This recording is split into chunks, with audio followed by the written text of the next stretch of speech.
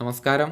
Raf talks ഫുട്ബോളിലേക്ക് ഏവർക്കും സ്വാഗതം. ഫുട്ബോൾ ചരിത്രത്തിലെ എക്കാലത്തെയും മികച്ച താരം അഥവാ ഗോട്ട് ആരാണ് എന്നുള്ള ചോദ്യം പല താരങ്ങൾക്കും അതുപോലെ തന്നെ ആരാധകർക്കും നേരിടേണ്ടി വരുന്ന ഒരു ചോദ്യമാണ്.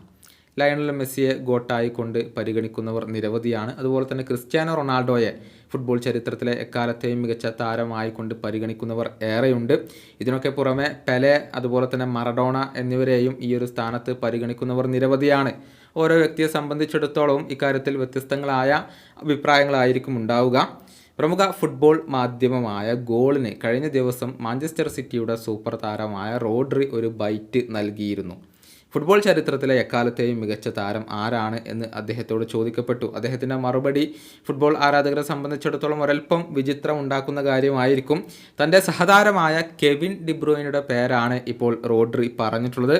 ഫുട്ബോൾ ലോകം ഇന്നുവരെ കണ്ട എക്കാലത്തെയും മികച്ച താരമായിക്കൊണ്ട് റോഡ്രി തിരഞ്ഞെടുത്തിട്ടുള്ളത് കെവിൻ ഡിബ്രൂയിനെയാണ്. മാഞ്ചസ്റ്റർ സിറ്റിയിൽ ഒരുപാട് കാലം ഒരുമിച്ച് കളിക്കുന്ന താരങ്ങളാണ് ഇപ്പോൾ ഇരുവരും. തൻ്റെ സഹതാരത്തോടുള്ള ഇഷ്ടമാണ് ഇതിലൂടെ റോഡ്രി ഇപ്പോൾ വ്യക്തമാക്കിയിട്ടുള്ളത്. കൂടാതെ മറ്റു ചോദ്യങ്ങൾക്കും അദ്ദേഹം ഇപ്പോൾ തൻ്റെ മറുപടി നൽകിയിട്ടുണ്ട്. ഏറ്റവും മികച്ച ഗോൾ സ്കോറർ ആയിക്കൊണ്ട് അദ്ദേഹം തിരഞ്ഞെടുത്തിട്ടുള്ളത് ഏർലിംഗ് ഹാലൻഡിനെയാണ്.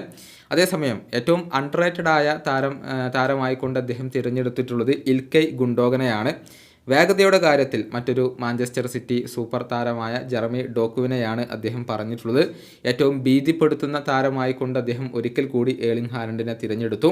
വലിയ മത്സരങ്ങളിൽ തിളങ്ങുന്ന താരമായിക്കൊണ്ട് റോഡ്രിയെ സ്വയം തന്നെയാണ് ഇപ്പോൾ തിരഞ്ഞെടുത്തിട്ടുള്ളത്. സ്കിൽസിൻ്റെ കാര്യത്തിൽ റിയാദ് മഹ്റസിനെയാണ് അദ്ദേഹം തിരഞ്ഞെടുത്തിട്ടുള്ളത്. ചുരുക്കത്തിൽ റോഡ്രിയുടെ ഒരു താല്പര്യവും ഇഷ്ടവും ഇതിൽ നിന്നും വളരെ വ്യക്തമാണ്. മാഞ്ചസ്റ്റർ സിറ്റിക്ക് മാത്രമാണ് അദ്ദേഹം തൻ്റെ ഈ ഒരു ഫുട്ബോൾ ലോകത്ത് മുൻഗണന നൽകുന്നത്.